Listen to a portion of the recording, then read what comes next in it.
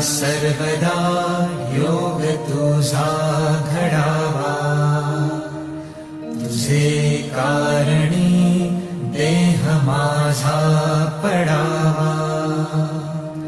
उपेशू नको गुणवंता अनंता, रघुनायका मागणे हेची आता.